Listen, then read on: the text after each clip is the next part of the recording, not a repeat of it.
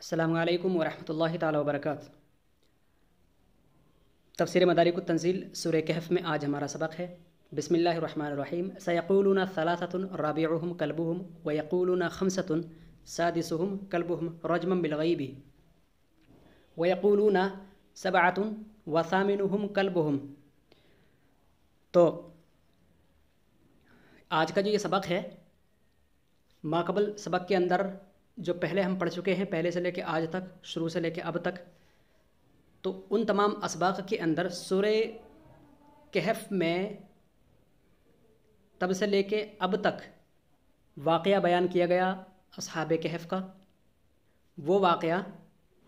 جو ان کا مکمل ہو گیا تھا۔ لیکن اگلا جو واقعہ آ رہا ہے وہ نبی صلی اللہ علیہ وسلم کے زمانے سے منسوب ہے، کہ نبی صلی اللہ علیہ وسلم کے زمانے میں مومنین کے درمیان بھی اختلاف ہو گیا تھا۔ ٹھیک ہے، اللہ تبارک و تعالیٰ کے وحدانیت کے قائل کتابی لوگوں میں اور نبی صلی اللہ علیہ وسلم کے کلمہ گو مومنین میں اختلاف ہو گیا تھا ان کی تعداد کے متعلق۔ جس طریقے سے حضرت اسماعیل حضرت عیسیٰ علیہ السلام کے بعد جس طرح سے حضرت عیسیٰ علیہ السلام کے بعد کافی زمانے کے بعد جس طرح سے ان کی قوموں کے درمیان اختلاف ہو گیا تھا کہ روح جسم کے اندر داخل ہوگی یا نہیں، یا صرف جسم ہی جسم، یا صرف روح ہی روح، تو اللہ تبارک و تعالیٰ نے جس طرح سے ان کے سوالوں کا جواب دیا، ایسے ہی ایک اختلاف کھڑا ہو گیا تھا اصحاب کہف کی تعداد کے متعلق۔ تو کچھ لوگ کہہ رہے تھے کہ اصحاب کہف 3 تھے اور چوتھا ان کا کتا تھا، اور کچھ لوگ کہہ رہے تھے وہ 5 تھے اور چھٹا ان کا کتا تھا، اور سب کے سب اپنی طرف سے چھپی ہوئی بات کو کہہ رہے تھے، چھپی ہوئی بات کو، غیب والی بات کو وہ اپنی غیب دانی سے بیان کر رہے تھے، اور وہ محض رجم بالغیبی، ٹھیک ہے، غیب کی بات کو تخمینہ کے ذریعے، اپنے اندازے کے ذریعے بیان کر رہے تھے۔ اور کچھ لوگ کہہ رہے تھے کہ وہ 7 تھے اور 8واں ان کا کتا تھا۔ تو آج کے سبق میں نبی صلی اللہ علیہ وسلم کے زمانے میں مومنین کے درمیان پائے جانے والے اختلاف کے متعلق ہے۔ ٹھیک ہے، اگر دیکھا جائے تو اصحاب کہف کا قصہ مکمل ہو چکا ہے۔ ٹھیک ہے، نبی صلی اللہ علیہ وسلم کے زمانے میں اٹھے سوال کا جواب ہے آج کا سبق۔ تو یہ سبق ہمارا کل ہی ہو جانا تھا، لیکن چینل میں کچھ پرابلم ہونے کی وجہ سے آڈیو ریکارڈ نہ ہو سکی، اور خالی جو ٹیکسٹ ہے اس کا ویڈیو چلا گیا۔ ٹھیک ہے، تو انشاءاللہ پرابلم سولو ہو چکی ہے، بڑی اچھی بات ہے۔ چلیے آج کا سبق دیتے ہیں۔ سیقولون ثلاثۃ، تو وہ لوگ کہتے ہیں کہ وہ 3 تھے، رابعهم کلبهم، چوتھا ان کا کتا تھا، ویقولون، اور کہتے ہیں خمسۃ، وہ 5 تھے، سادسهم کلبهم، چھٹا ان کا کتا تھا، رجما بالغیبی، اور وہ اندازے، وہ غیب کی بات کو، چھپی باتوں کو تخمینے سے کہتے ہیں، اندازاً کہہ رہے ہیں۔ ویقولون سبعۃ، اور کچھ لوگ کہتے ہیں 7 تھے، وثامنهم کلبهم، اور 8واں ان کا کتا تھا۔ ضمیر، اب آپ یہاں پر دیکھیں گے کہ سیقولون کے اندر جو ضمیر ہے، ضمیر فی سیقولون کے اندر جو ضمیر ہے، ہم کی ضمیر، لمن خاض فی قصتہم فی زمان رسول اللہ صلی اللہ علیہ وسلم، ان لوگوں کے لیے ہے کہ جنہوں نے غور و فکر کیا، ٹھیک ہے، فی قصتہم، اصحاب کہف کے قصہ کے اندر، جنہوں نے غور و فکر کیا اصحاب کہف کے معاملہ کے اندر، اصحاب کہف کی کہانی کے اندر، فی زمان رسول اللہ صلی اللہ علیہ وسلم، نبی صلی اللہ علیہ وسلم کے زمانہ میں، من المؤمنین، مومنین میں سے، یعنی مومنین میں سے جن لوگوں نے نبی صلی اللہ علیہ وسلم کے زمانے میں اصحاب کہف کے متعلق غور و فکر کیا، تو سیقولون کے اندر انہی لوگوں کے لیے ضمیر ہے، یعنی وہ لوگ جو سوچ کر یہ کہہ رہے ہیں کہ وہ لوگ 3 تھے اور چوتھا ان کا کتا تھا۔ وہ اہل الکتابی، اور اہل کتاب کے لیے بھی یہ کیا ہے، ضمیر ہے۔ سیقولون کے اندر ضمیر ہے، لمن خاض فی قصتہم فی زمان رسول اللہ علیہ وسلم، وہ اہل الکتابی، سألوا رسول اللہ علیہ وسلم فأخر الجواب، اور ایک مرتبہ ایسا ہوا کہ اہل کتاب نے نبی صلی اللہ علیہ وسلم سے دریافت کیا اصحاب کہف کے معاملے کے متعلق کہ اے محمد، اگر تم سچے نبی ہو تو اصحاب کہف کا صحیح واقعہ بتاؤ۔ تو اللہ کے رسول صلی اللہ علیہ وسلم نے کہا کہ میں کل بتاؤں گا، لیکن نبی صلی اللہ علیہ وسلم نے یہ نہ کہا کہ میں انشاءاللہ کل بتاؤں گا، تو لفظ انشاءاللہ نہ بیان کرنے کی وجہ سے وحی کا سلسلہ موقوف ہو گیا، اور لوگوں کے درمیان یہ اختلاف کھڑا ہو گیا کہ اصحاب کہف کے متعلق محمد کو نہیں معلوم، اگر پتہ ہوتا تو بتا دیتے۔ تو اس طرح سے لوگوں کے درمیان اختلاف بڑھ گیا۔ فأخر الجواب، انشاءاللہ نہ کہنے کی وجہ سے جواب مؤخر ہو گیا، الی ان یوحی الیہ، انشاءاللہ ہم یہ مکمل واقعہ بتائیں گے نبی صلی اللہ علیہ وسلم کے زمانے سے جو منسوب ہے۔ ٹھیک ہے، تو بہرحال جواب مؤخر ہو گیا وحی آنے تک، نبی صلی اللہ علیہ وسلم کی طرف سے جواب مؤخر ہو گیا وحی آنے تک، فیہم، اصحاب کہف کے متعلق وحی آنے تک، ٹھیک ہے. فنزلت اخبارا بما سیجری بینہم. تو اب چونکہ اختلافات جب بڑھ گئے تھے فنزلت تو آیت آخرکار نازل ہو گئی اخبارا بما سیجری بینہم، خبر دینے کے لیے اس معاملے کے متعلق جو ان لوگوں کے درمیان چل رہا تھا، من اختلافہم، ان کے آپس میں اختلاف میں سے جو کچھ ان کے درمیان چل رہا تھا، فی عددہم، اصحاب کہف کی تعداد کے متعلق. وَأَنَّ الْمُصِيبَ مِنْهُمْ مَن يَقُولُ سَبْعَةٌ وَثَامِنُهُمْ كَلْبُهُمْ، اور اختلاف کرنے والوں میں سے حق پر وہ تھا وَأَنَّ الْمُصِيبَ مِنْهُمْ، اور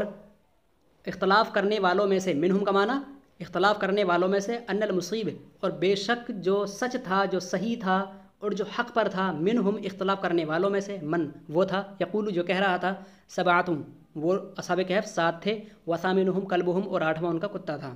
ویروا، اور یہ بھی روایت میں آتا ہے کہ ان سید والعاقب، کہ سید اور عاقب یہ 2 شخص تھے، وہ اصحابہما، ٹھیک ہے، کہ سید اور عاقب اور ان کے ساتھی اور ان کے پیروکار، من اہل نجران، یہ اہل نجران سے تھے، ٹھیک ہے. کانو عند النبی صلی اللہ علیہ وسلم، کہ نبی صلی اللہ علیہ وسلم کی بارگاہ میں تھے. فجرا ذکر اصحاب الکہفی، تو اصحاب کہف کا تذکرہ چھڑ گیا. فقال سید، تو سید نے کہا، وکانا یعقوبین، اور وہ مذہب کے اعتبار سے، مسلک کے اعتبار سے یعقوبی مسلک کے تھے. تو وہ کہہ رہے تھے، کانو ثلاثۃ رابعہم کلبہم، اصحاب کہف 3 تھے اور چوتھا ان کا کتا تھا، ٹھیک ہے. سید جو کہ یعقوبی تھے یہ کہہ رہے تھے کہ وہ لوگ 3 تھے اور چوتھا ان کا کتا تھا. وقال العاقب، اور عاقب کہہ رہے تھے، وکانا نستورین، یہ مسلک کے اعتبار سے نستوری تھے. کانو، کہ اصحاب کہف 5 5 تھے، سادسہم کلبہم، اور چھٹا ان کا کتا تھا. قال المسلمون، اور وہیں پر اللہ کے رسول صلی اللہ علیہ وسلم پر ایمان لانے والے کلمہ گو مسلمان کہہ رہے تھے، کانو 7 وثامنہم کلبہم، کہ وہ 7 تھے اور 8واں ان کا کتا تھا. فحقق اللہ قول المسلمین، تو اللہ تبارک و تعالیٰ نے مسلمانوں کے قول کو سچ کر دکھایا اور ان کے قول کی تصدیق بیان کی. وَإِنَّمَا عَرَفُوا ذَلِكَ، اور جو مومنین کہہ رہے تھے کہ وہ 7 تھے اور 8واں ان کا کتا تھا، انما عرفوا ذلك باخبار رسول اللہ صلی اللہ علیہ وسلم، یہ سب کچھ جان لیا تھا مومنین نے نبی صلی اللہ علیہ وسلم کی خبر دینے کی وجہ سے. وبما ذکرنا من قبل، ٹھیک ہے، تو جس کا تذکرہ ہم پہلے بھی کر چکے ہیں. وعن علی، اور حضرت علی رضی اللہ تعالیٰ عنہ سے یہ روایت ملی ہے، ہم 7 نفر، کہ اصحاب کہف 7 لوگ تھے، اسماؤہم، اور ان کے جو نام ہیں وہ یہ ہیں. تو بچوں ان کے نام اچھی طرح سے یاد کر لیں، امتحان کے اندر سوال ہو سکتا ہے کہ اصحاب کہف کے نام بتائیے. تو نمبر 1 یملیخہ ومکشلینا ومشلیناری، ٹھیک ہے، ومشلینار.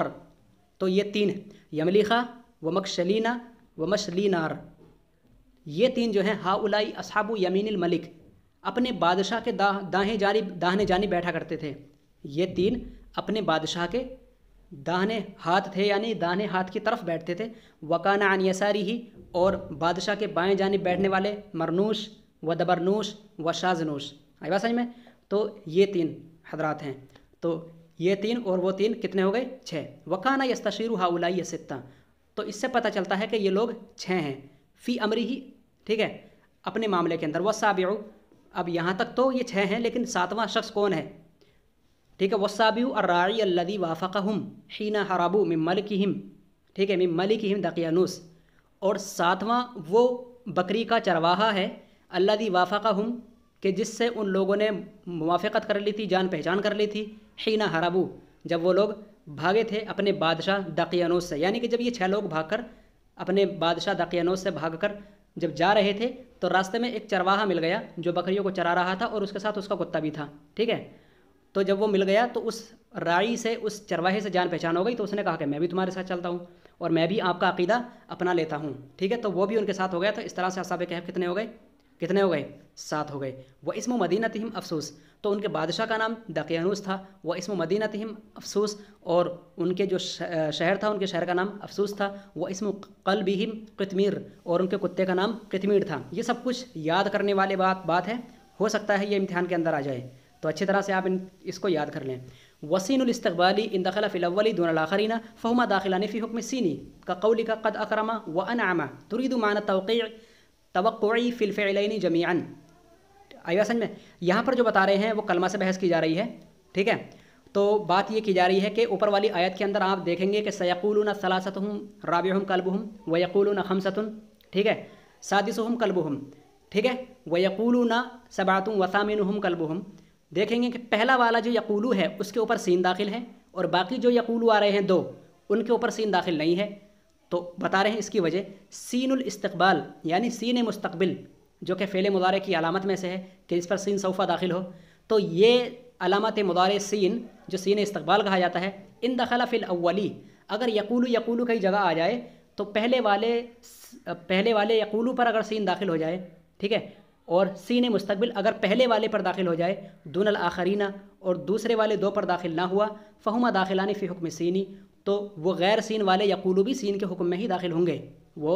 دوسرے والے یقولو جو کہ سین کے بغیر ہیں وہ بھی کس کے حکم میں داخل ہوں گے؟ سین کے حکم میں داخل ہوں گے، قولک جیسے کہ آپ کا کہنا قد اکرم و انعم، ٹھیک ہے، قد اکرم کہ اللہ تبارک و تعالیٰ نے، یا تو کسی نے بھی کسی کے بارے میں ہم کہہ دیں کہ اس نے عزت دی، و انعم اور انعام دیا، اس نے عزت دی اور انعام دیا، تو قد اگرچہ اکرم پہ داخل ہے لیکن انعام پر بھی داخل ہوگا، ماننا پڑے گا، ٹھیک ہے، قد اکرم و قد انعم کہنے کے بجائے ایک ہی قد سے کام چلا لو اور ایک ہی قد دوسرے والے قد پر گویا کہ مانا جائے گا۔ تريد معنى التوقع في الفعلين جميعا، ٹھیک ہے، اس کے واقع ہونے کو یقینی جاننا، جس طرح سے پہلے والے اکرامہ پر داخل ہے ایسے ہی قد داخل ہوگا انعامہ کے اوپر بھی، ٹھیک ہے۔ تريد معنى التوقع في الفعلين جميعا، ٹھیک ہے، اور دونوں فعلوں کے اندر آپ وقوع کا معنی اور یقینی ہونے کا معنی لیں گے، او اريد بی یفعل معنی الاستقبال الذي هو صالح له، یا تو ایسا بھی ہے کہ یفعلو فعل مضارع سے، جیسے کہ یقولو ہے، ایک سیقولو ہے، پھر اس کے بعد یقولو ہے، تو آپ فعل مضارع سے معنی استقبال بھی مراد لے سکتے ہیں، وہ بھی اس کی صلاحیت رکھتا ہے۔ مطلب یہاں پر یہ بتانا چاہ رہے ہیں کہ آپ اگر سین کو نہیں مانتے ہیں باقی دونوں پر، تو آپ پھر بھی فعل مضارع کے اندر مضارع کا معنی یعنی کہ مستقبل ہونے کا معنی، فعل مضارع کے اندر فعل مستقبل ہونے کا معنی لے سکتے ہیں، معنی استقبال مراد لے سکتے ہیں، کیونکہ فعل مضارع اس معنی استقبال کی صلاحیت رکھتا ہے۔ تو کوئی ضروری نہیں کہ سین کو مانیں گے تبھی وہ مستقبل کا معنی لیا جائے گا، مستقبل کا معنی آپ پھر بھی لے سکتے ہیں الذی هو صالح له، ٹھیک ہے، کہ وہ اس کی صلاحیت رکھتا ہے، تو لہذا سین اگر داخل نہ ہو تب بھی آپ اس کے اندر فعل استقبال کا معنی لے کر کے ترجمہ لگا سکتے ہیں ما قبل کو قیاس کرتے ہوئے، ٹھیک ہے۔ اچھا جی، آگے دیکھیے، ثلاثتن بات چل رہی ہے ترکیبی لحاظ کی، یعنی تصریف اور ترکیب کی بات چل رہی ہے۔ تو پہلے بتایا گیا کہ فعل مضارع کے اندر سین داخل تھا پہلے والے میں اور باقی دو پر نہیں تھا، تو اس میں بھی کوئی حرج نہیں، اس طرح سے استعمال پایا جاتا ہے۔ ثلاثتن کے بارے میں بتا رہے ہیں، ٹھیک ہے، کہ لفظ ثلاثتن جو استعمال کیا گیا قرآن پاک کی آیت کے اندر، یقولون ثلاثتن رابعہم کلبہم، وہ لوگ کہتے ہیں کہ اصحاب کہف 3 تھے اور چوتھا تھا ان کا کتا، تو ثلاثتن جو لفظ ہے خمستن او سبعتن، یہاں پر آپ دیکھیں گے یہ بھی لکھا ہوا ہے، ٹھیک ہے، تو یہاں پر بھی ثلاثتن جو ہے خبر مبتدا محذوف، یہ خبر ہے اور اس کا جو مبتدا ہے وہ محذوف ہے، یعنی مبتدا محذوف کی خبر ہے ای ہم ثلاثتن، یعنی کہ ثلاثتن سے پہلے ہم جو کہ مبتدا ہے وہ محذوف ہے اور اس مبتدا محذوف کے لیے یہ خبر ہے۔ وکذالک خمستن و سبعتن، ایسا ہی حکم خمستن اور سبعتن کا بھی ہوگا، یعنی کہ ہم خمستن ہم سبعتن، تو ہر ایک کا جو مبتدا ہے وہ محذوف ہے اور یہ تینوں کے تینوں اپنے مبتدا محذوف کی کیا بن رہے ہیں؟ خبر بن رہے ہیں، ٹھیک ہے۔ رابعہم کلبہم جو ہے، ٹھیک ہے، اور جہاں تک بات ہے رابعہم کلبہم، اور آپ یہاں پر دیکھیں رابعہم کلبہم، ٹھیک ہے، سادسہم کلبہم، ٹھیک ہے، اور ثامنہم کلبہم، کتنی طرح سے استعمال ہوا؟ ایک تو رابعہم کلبہم، ٹھیک ہے، یہاں پر دیکھیے رابعہم کلبہم اور سادسہم کلبہم اور سبعتن و ثامنہم کلبہم، یہ تینوں کے تینوں جو استعمال ہوئے ہیں اس کے بارے میں بتا رہے ہیں کہ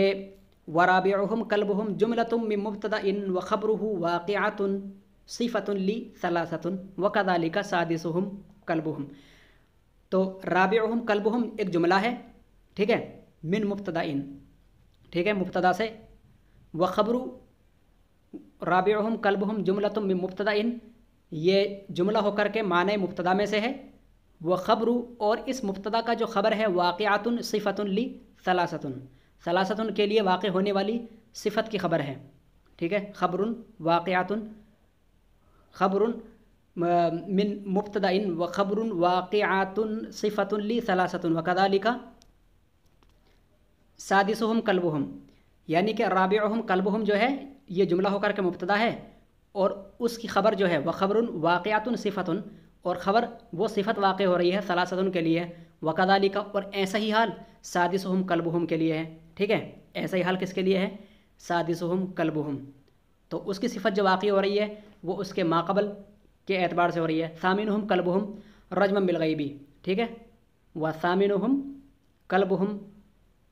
رجما بالغیبی، یعنی کہ اس کا تعلق جو ہے اتنی والے کا یہ ماقبل سے ہے، سادسہم کلبہم کا بھی معاملہ یہی ہے جیسا کہ رابعہم کلبہم کا ہے، تو ثلاثتن کے لیے واقع ہونے والی صفت اس کی خبر ہو رہی ہے، اور ایسے ہی سادسہم کلبہم، ٹھیک ہے، ثامنہم کلبہم کا بھی یہی مسئلہ ہے، رجما بالغیبی، ٹھیک ہے، یعنی کہ اندازہ اپناتے ہوئے غیب کے متعلق، اندیکھی چیز کے متعلق اندازہ اپناتے ہوئے، رمیم بالخبری الخفی و اتیانم بھی، ٹھیک ہے، یعنی کہ معاملہ مخفی کو بیان کرنے کے لیے، ٹھیک ہے، رجم بالغیبی وہ لوگ بیان کرتے ہیں، رجمن بالغیبی غیب کے بارے میں اندازہ لگاتے ہوئے کہتے ہیں کہ وہ 3 تھے، چوتھا ان کا کتا تھا، وہ 4 تھے، 5واں ان کا کتا تھا، ٹھیک ہے، تو اس طرح سے وہ لوگ جو کہتے ہیں رمیم بالغیبی، رمیم بالخبری الخفی، یعنی کہ معاملہ خفی کے متعلق ایسے ہی بیان کرتے ہوئے کہتے ہیں، وہ اتیانم بھی، اور اس کو اپنی زبانوں پر لے آتے ہیں جس کے بارے میں انہیں کوئی خبر ہی نہیں، کقولہ وَيُقْذَفُونَ بِالْغَيْبِ، اور ایسے ہی اللہ تبارک و تعالیٰ کا سورہ سبا کے اندر آیت نمبر 53 ہے، یقذفون بالغیب کی بھی اسی معنی پر آتا ہے، جس طرح سے رجمم بالغیب ہے اسی طرح سے یقذفون بالغیبی، یعنی کہ وہ غیب کی باتوں کو اور چھپی اور اندیکھے معاملات کو بیان کرتے ہیں، اپنے اندازے سے تخمیناً بیان کرتے ہیں، حالانکہ انہیں اس کا کچھ علم نہیں ہے، اتون بھی، یعنی کہ وہ اس کو بیان کرتے ہیں، تو اب یہاں پر معنی یہ ہوا او وضع الرجم موضع الظن، ٹھیک ہے، یا تو یہاں پر رجم کا معنی ظن کے معنی میں ہے، کأنہ قیل ظنن، گویا کہ کہا گیا ہے کہ انہوں نے یہ بات ظنن کہی، بالغیبی اندیکھے معاملے کے متعلق یہ بات انہوں نے اندازن کہی ہے، لأنہم اکثروا ان یقولوا رجما بالظن مکان قولہم ظن حتی لم یبقی عندہم فرق بین العبارتین۔ اچھا، قرآن پاک کے اندر ایسا استعمال کیوں ہوا رجما بالغیب، ٹھیک ہے، اندازن بیان کرنے کے لیے، لأنہم اکثروا، اس لیے کہ اہل عرب کے نزدیک زیادہ تر استعمال ہے ان یقولوا رجما بالظن، ٹھیک ہے، کہ وہ رجم کا ظن کے معنی میں لے کر کے استعمال کریں، یعنی کہ اہل عرب کے نزدیک اکثرو انہوں نے زیادہ سے زیادہ استعمال کیا ان یقولوا رجما بالظن، کہ وہ رجم کا معنی ظن کے معنی میں لے کر کے استعمال کریں، وہ لفظ رجم کو ظن کے معنی میں استعمال کریں، مکان قولہم ظن، ٹھیک ہے، یعنی کہ ظن کے ان کے قول ظن کی جگہ میں وہ کس کو استعمال کریں؟ رجمہ کو استعمال کریں، ایسا استعمال ان کے نزدیک زیادہ ہو گیا، اور اس طرح زیادہ ہو گیا، اور اس طرح سے زیادہ استعمال اس کا ہونے لگا، حتیٰ لم یبقی عندہم فرق بین العبارتین، حتیٰ کہ دونوں عبارتوں کے درمیان ان کے نزدیک کوئی فرق نہ رہا، اب وہ چاہیں اندیکھی بات کو خود بخود بیان کرنے کے لیے اندازن، اس کے لیے چاہیں وہ رجمہ کا استعمال کریں یا ظنہ کا استعمال کریں، تو استعمال اتنا زیادہ ہو گیا ان لوگوں کے نزدیک کہ کوئی فرق رہا ہی نہیں، ٹھیک ہے۔ والواو الداخلۃ علی الجملۃ الثالثۃ ہی الواو التی تدخل علی الجملۃ الواقعۃ، اور وہ واو جو داخل ہے تیسرے والے جملہ پر، وہ واو جو داخل ہے تیسرے والے جملہ پر، تیسرے والے جملے پر لے کے چلتے ہیں ہم آپ کو۔ تیسرا والا جملہ کون سا ہے؟ آیت کے اندر تیسرا والا جملہ آپ دیکھیں گے کہ رجم بالغیبی ویقولون، تو یہ ہے وہ تیسرا جملہ، ایک تو سیقولون ہے، سیقولون ثلاثتہم رابعہم کلبہم، ٹھیک ہے، ایک جملہ یہ ہو گیا، ویقولون خمسۃ سادسہم کلبہم، دوسرا جملہ یہ ہو گیا رجم بالغیبی، یہاں تک یہ دوسرا جملہ ہو گیا، پہلا جملہ یہ والا ہے، اس سے شروع والا یہ، اور دوسرا جملہ یہ والا ہے، ٹھیک ہے، اور تیسرا جملہ یہ ہے ویقولون سبعۃ وثامنہم کلبہم، اسی والے واو کے متعلق بات چل رہی ہے کہ یہ والا واو آخر کس معنی میں ہے، ٹھیک ہے، یہ تو واو عاطفہ ہیں کیونکہ ان دونوں کا معنی ایک ہی ہے، کیونکہ یہ دونوں قول صحیح نہیں ہے، یہ دونوں قول ان کے غلط تھے، اندازن بتا رہے تھے۔ وَيَقُولُونَ کا یہ جو واو ہے، اس واو کے بارے میں دیکھتے ہیں کیا فرماتے ہیں مفسر، والواو الداخلۃ، ٹھیک ہے، تو صاحب مدارک التنزیل کہتے ہیں کہ وہ واو جو داخل ہے علی الجملۃ الثالثۃ، تیسرے والے جملے پر جو ابھی ہم نے دکھایا آپ کو، وَيَقُولُونَ ٹھیک ہے، سادستن و سابعتن و ثامنہم کلبہم، کہ ان کی تعداد سباتم و ثامنہم کلبہم، یہ والا جو جملہ ہے، تو اس والے جملے کے اندر یہ جو واو داخل ہے، یہ واو کون سا ہے؟ والواو الداخلۃ علی الجملۃ الثالثۃ، تیسرے والے واو پر جو جملہ، تیسرے والے جملے پر جو واو داخل ہے، یہ الواو التی تدخل علی الجملۃ الواقعۃ صفۃ النکرۃ، یہ وہ واو ہے، اس واو کے بارے میں انٹروڈکشن کر رہے ہیں، یعنی اس واو کا تعارف کر رہے ہیں کہ یہ واو کون سا ہے۔ یہ وہ واو ہے التی تدخل علی الجملۃ، جو جملہ پر داخل ہوتا ہے، جو جملہ پر واقع ہوتا ہے، ٹھیک ہے، جو جملہ پر داخل ہوتا ہے، وہ جملہ جو کسی نکرہ کے لیے صفت واقع ہو، ایسا جملہ جو کسی نکرہ کے لیے صفت واقع ہو، تو اس والے جملہ پر جو واو داخل ہوتا ہے یہ وہی واو ہے۔ کما تدخل علی الواقعاتی، ٹھیک ہے، حالاً، جیسے کہ کسی واقعہ پر داخل ہوتا ہے حالت بیان کرنے کے لیے معرفہ کی، جیسا کہ معرفہ کی حالت بیان کرنے کے لیے کسی واقعہ پر داخل ہوتا ہے، ٹھیک ہے، تو یہ وہ واو ہے کہ جو داخل ہوا ایسے جملہ پر، جو داخل ہوتا ہے ایسے جملہ پر جو نکرہ کے لیے صفت واقع ہو، جیسا کہ یہ داخل ہوتا ہے ایک واقعہ پر کسی معرفہ کی حالت بیان کرنے کے لیے، کا قولی کا، جیسا کہ تمہارا کہنا جاءنی رجل، ٹھیک ہے، میرے پاس آیا ایک مرد، ومعہ آخر، اس حال میں کہ اس کے ساتھ ایک دوسرا شخص تھا، تو واو یہاں پر واقعہ پر داخل ہوا، اور وہ واقعہ ہے کسی شخص کا آنا، ٹھیک ہے، اور وہ واقعہ ہے کسی حالت کو بیان کرنا جو کہ ایک معرفہ کی حالت ہے، اور وہ رجل ہے، ٹھیک ہے۔ ومررت بزید وفی یدہ سیف، اور میں گزرا زید کے پاس سے اس حال میں کہ اس کے ہاتھ میں تلوار ہے۔ تو اب یہاں پر جاءنی رجل،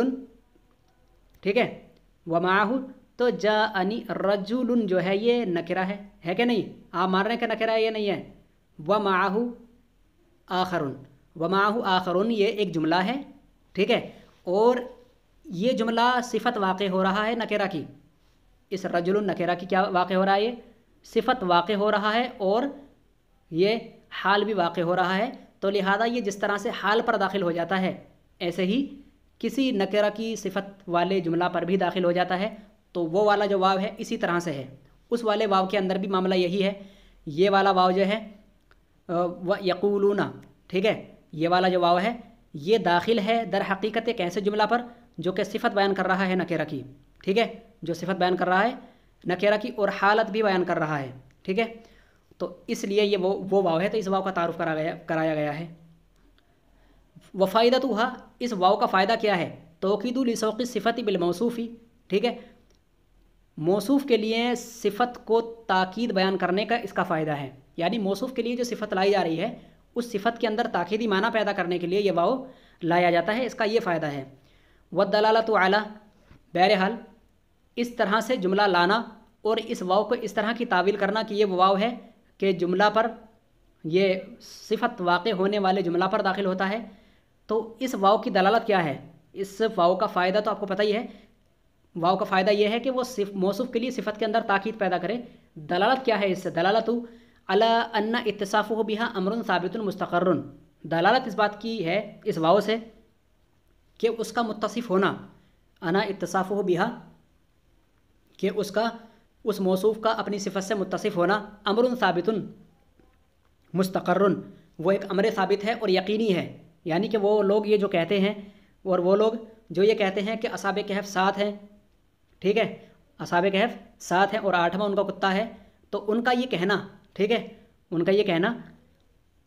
تو یہ امر ثابت ہے اور یقینی ہے۔ وَهَذِهِ الْوَاوُ هِيَ الَّتِي آذَنَتْ بِأَنَّ الَّذِينَ قَالُوا، اور یہی وہ واو ہے کہ جو اشارہ کرتا ہے اس بات کی طرف کہ جو لوگ یہ کہتے ہیں سبعۃ وثامنہم کلبہم، جو ابھی ہم نے بتایا وہی ہے یہ، قالوہ عن ثبات علم، وہ اس کو اپنے علم ثابت کی وجہ سے کہتے ہیں، ولم یرجموا بالظن، اور وہ ظن اور تخمین کے ساتھ اس کو بیان نہیں کرتے، اندازاً بیان نہیں کرتے، کما رجم غیرہم دلیلہ، ٹھیک ہے، جیسے کہ ان کے علاوہ والے لوگوں نے، ٹھیک ہے، نستوری اور یعقوبی لوگوں نے، سید اور عاقب اور ان کے پیروکاروں اور ان کے متبعین اور مصاحبین نے جیسا کہ کہا، تو یہ لوگ ان کی طرح سے نہیں کہتے ہیں، بلکہ قالوہ عن ثبات علم، بلکہ وہ اس کو اپنے علم ثابت کی وجہ سے کہتے ہیں، ولم یرجموا بالظن، اور وہ ظن اور غالب گمان سے نہیں کہتے، کما رجما غیرہم، جیسا کہ ان کے علاوہ کے لوگوں نے اپنے ظن اور تخمین سے کہا۔ دلیلہ، اس بات کی دلیل یہ ہے، یعنی کہ ان کا کہنا یہ صحیح ہے، اس بات کی دلیل کیا ہے؟ ان اللہ تعالیٰ اتبع القولین الاولین، اس لیے کہ اللہ تبارک و تعالیٰ نے پہلے والے دو قولوں کے بعد اللہ تبارک و تعالیٰ نے تذکرہ کیا رجما بالغیبی۔ اللہ تبارک و تعالیٰ نے پہلے والے دو قولوں کے بعد کیا تذکرہ کیا؟ آپ دیکھیں یہاں پر اللہ تبارک و تعالیٰ نے سیقولون ثلاثۃ رابعہم کلبہم، تو اس والے جملہ کے بعد بھی ویقولون خمسۃ سادسہم کلبہم، اس والے قول کے بعد بھی دونوں قولوں کے بعد رجما بالغیب کا استعمال کیا، یعنی کہ وہ ایسی باتوں کو منہ پھٹ ہو کر کے اندازاً بیان کر دیتے ہیں جس کا انہیں کوئی علم نہیں آیا سمجھ میں۔ تو گویا کہ اللہ تبارک و تعالیٰ نے ان دونوں قولوں کے بعد رجما بالغیب کا استعمال کیا، اور رجما بالغیب سے کہے جانے والے دونوں قول حقیقت پر مبنی نہیں ہے، یہ بات ثابت ہو جاتی ہے، ٹھیک ہے؟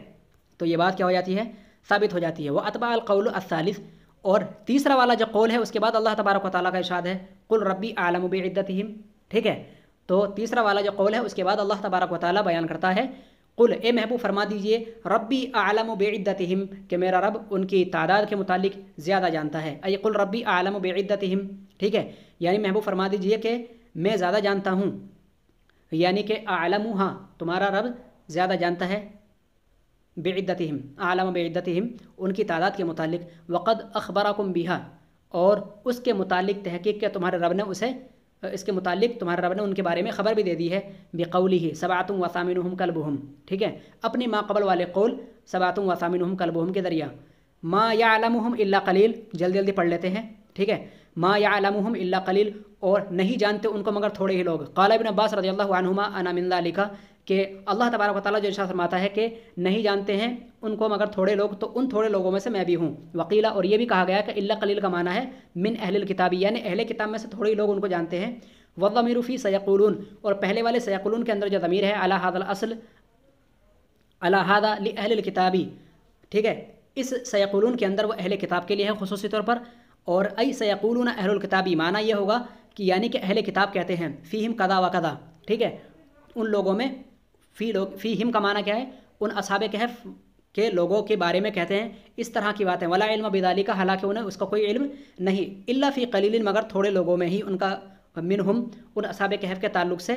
تھوڑے ہی لوگوں میں اس چیز کا علم ہے، ورنہ وہ لوگ نہیں جانتے۔ واکثرهم علی ظن و تخمین، بلکہ ان میں کے اکثر لوگ ظن اور تخمین سے بیان کرتے ہیں، اندازاً بیان کرتے ہیں۔ فلا تماری فیہم، تو اللہ کے رسول صلی اللہ علیہ وسلم کو اللہ تبارک و تعالیٰ کی نصیحت ہے، فلا تماری فیہم، تو اے محبوب آپ ان سے بحث مباحثہ نہ کریں، فلا تجادل اہل الکتابی، تو اے محبوب آپ اہل کتاب سے جھگڑا نہ کریں، فی شانی اصحاب الکہفی، اصحاب کہف کے معاملے کے اندر، الا میرا ان ظاہرہ، ہاں مگر ایک سرسری طور پر، مگر سرسری طور پر کوئی بات، یعنی الا جدالا ظاہرا، مگر ظاہری طور پر کوئی بات جو اوپری طور پر ہو، غیر متعمق فیہ، اس میں گہرائی نہ ہو، یعنی کہ اصحاب کہف کے معاملے میں گہرائی میں پڑھ کر آپ ان سے جھگڑا نہ کریں، بلکہ سرسری طور پر کچھ کہنا سننا اگر پڑ جائے تو کوئی حرج نہیں۔ وہو ان تقص علیہ ما اوحى اللہ الیک، اور وہ اس طرح سے ممکن ہوگا کہ اللہ تبارک و تعالیٰ نے جو تمہارے اوپر وحی نازل کی ہے وہ آپ ان کو بیان کر دو، فحسب، بس اتنا کافی ہے۔ ولا تزید من غیر تجہیل لہم، ٹھیک ہے؟ ان کی جہالت کے باوجود آپ اس پر اور زیادتی نہ کریں، وبمشہد من الناس، ٹھیک ہے؟ اور لوگوں کی زیادہ سے زیادہ موجودگی کے اندر اس بات کا اظہار نہ کریں، کوئی ضروری نہیں، لیظہر صدق کا، کہ تمہاری سچائی ظاہر ہو، تو سچائی کو ظاہر کرنے کے لیے آپ ان سے لڑائی نہ کریں اور اس معاملے میں گہرائی تک نہ جائیں، بس اللہ تبارک و تعالیٰ نے جو آپ کو وحی کی ہے آپ ان لوگوں کو بتا دیں اور وحی کو بیان کر دیں، بس آپ کی ذمہ داری ختم، ٹھیک ہے؟ تو آپ ان سے جھگڑا نہ کریں۔ ولا تستفتی فیہم منہم احدا، اور اللہ تبارک و تعالیٰ آگے نصیحت کرتے ہوئے اللہ تبارک و تعالیٰ ارشاد فرماتا ہے کہ اے محبوب ولا تستفتی فیہم منہم، ان اصحاب کہف کے معاملے میں، منہم ان لوگوں سے، احدا ان میں سے کسی سے بھی آپ پوچھ تاچھ نہ کریں، ٹھیک ہے؟ معلومات نہ لیں، ولا تسأل احدا منہم، ٹھیک ہے؟ عن قصتہم، ان لوگوں میں سے کسی سے بھی آپ اصحاب کہف کے قصہ کے معاملے کے متعلق نہ سوال کریں، سوال متعنت اللہ، ٹھیک ہے؟ وہ سوال کہ جو ان کی جانکاری کے لیے ہو، حتی یقولوا شیئا فتردہ علیہ، حتیٰ کہ وہ آپ کو کچھ کہیں اور وہ آپ کی کیا کر دیں؟ تردید کر دیں۔ وتضیف ما عندہ، اور وہ بیان کریں کہ جو ان کے پاس ہے۔ ولا سوال مسترشد، اور یہ سوال آپ کا